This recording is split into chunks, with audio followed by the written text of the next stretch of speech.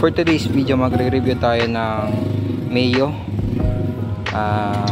Mio na naka Vans concept. Yan. Vans concept. Member po pala siya ng 17 Culture Zone Kanaman. Yan. Tapos, yan. Umpisa natin dito sa brake system natin. Yan. Brake system natin is stock. Yan, stock. Tapos yung naka-Amore siya na Mio kaha. Yan, Amore na red. Tapos ang brake caliper niya is Nissin na 4-pot. Tapos Nissin din na disc. Tapos ang rim niya na pala is Super Drag rim na silver.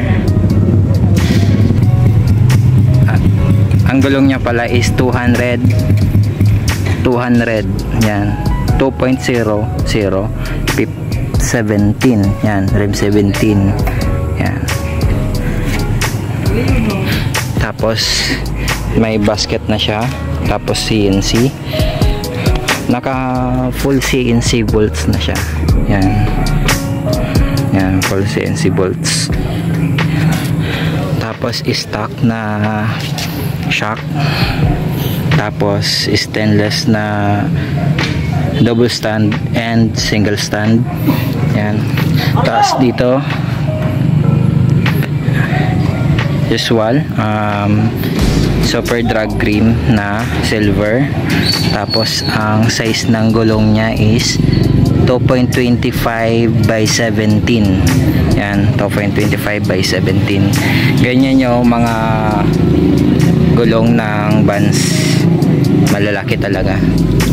Tapos natong na flat seat. Yan, natong na flat seat.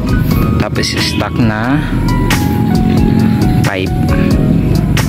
Tapos CNC bolts. Yan lang ang baon. Malinis na ang tindig ng Vans.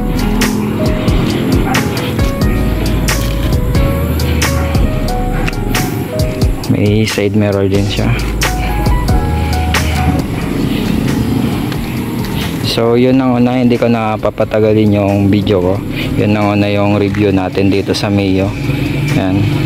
Sige mga paps, salamat, ingat. A little longer than a few